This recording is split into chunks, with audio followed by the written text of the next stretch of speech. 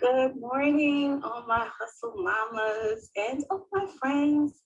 I wanted to jump on real quick because I wanted to talk about dismissed. Okay, so today's message is about being dismissed, about dismissing, and about really feeling like there's no chance. Like when you're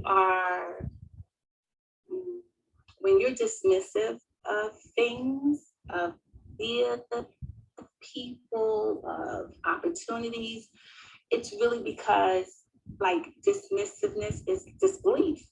And sometimes when people feel like they're being um, when they feel like they're being dismissed, they feel like they're being overlooked, not valued, ignored. They feel like there's no merit. So I wanted to talk really quick, and I'm simultaneously casting between two social media platforms. I'm two of my phones because I wanted the message to be the same. So I'm talking about dismiss because a lot of times we dismiss our creative, our ideas, our vision, and we just dismiss it as not being possible, not attainable, could be further from the truth. So I wanted to get on real quick to talk about how important it is not to be dismissive of your visions, your dreams, the things God is giving you to do, the things you feel inside of you that you're born to do or you should be doing. I don't want you to dismiss time. Don't dismiss, don't be dismissive of time past, of decisions made in the past, of regrets or anything like that. Don't be dismissive of that because, first of all, it's never too late. As long as you're here and you're breathing and living, and there's an opportunity to really revamp, re-energize, renew, reinvent. I am the queen of reinvention. Everybody knows that. That's where Hustle Mama comes from. It comes from reinventing myself over and over and over again. So never think that it's too late. The other thing I wanted to impart was you can never really discount the things that you think in your mind. Sometimes people believe that the things they think in their mind are crazy thoughts. They're not crazy thoughts. Every big looked crazy, that was seemingly crazy, every big thing started with a crazy idea. I'm telling you, Facebook is like huge. And guess what? It started with a crazy idea, a notion. So don't ever think that your thoughts or your visions or your dreams or your creative juices are crazy ideas or crazy notions. Now let me prove it to you. I had to look up on my computer, which I did, which is right here. I wanted to know when Instagram started. Instagram started October 6th, 2010. I want you to know that a friend of mine had an app in the app store about relationships. And I went to a developer to develop app. They were called Hustle Mama Rap app. You can Google it, Hustle Mama Rap app.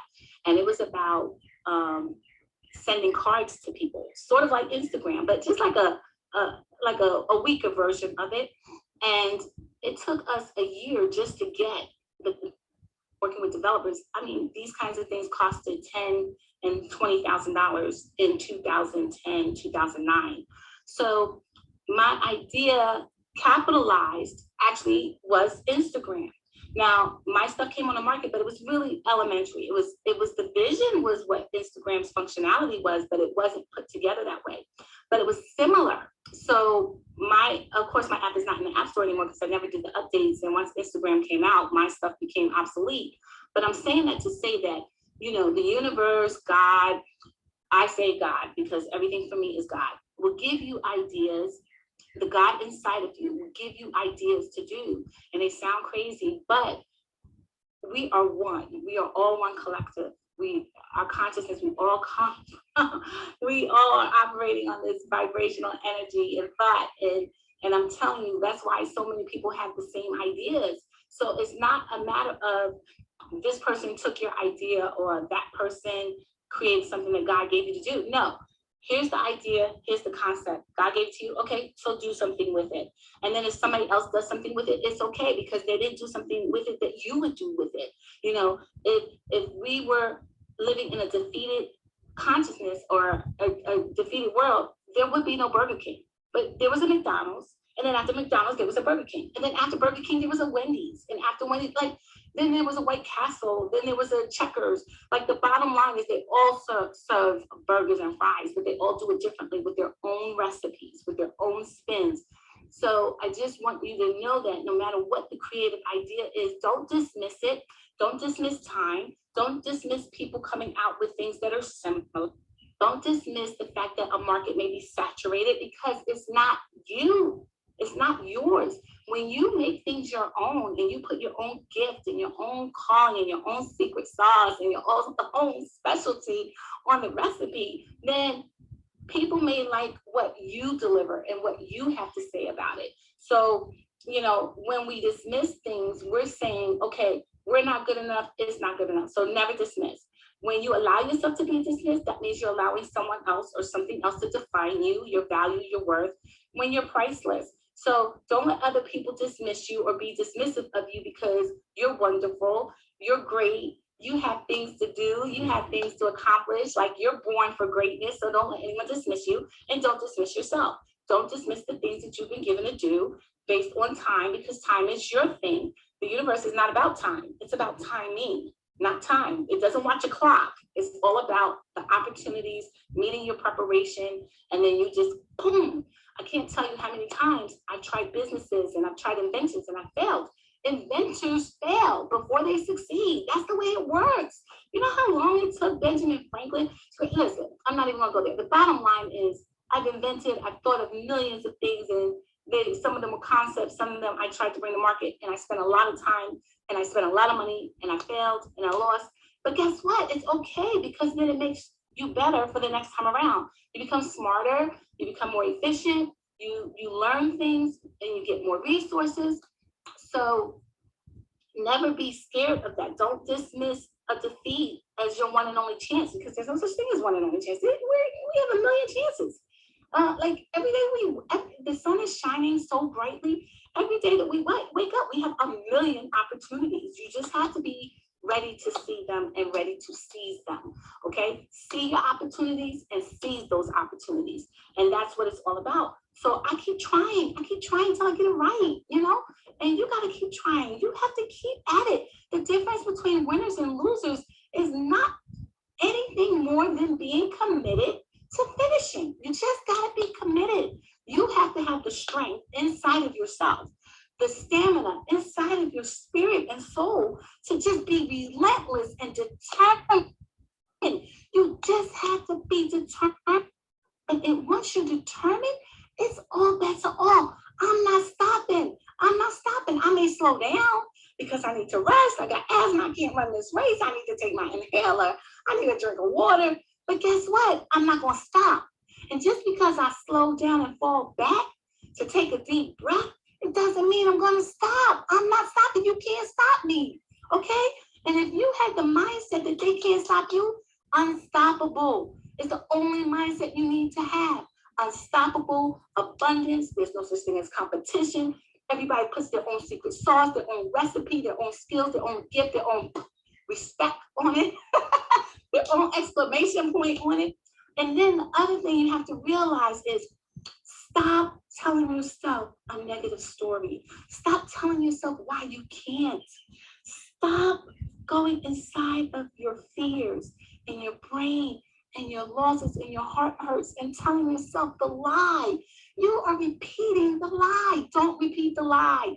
Get off the lie boat, okay?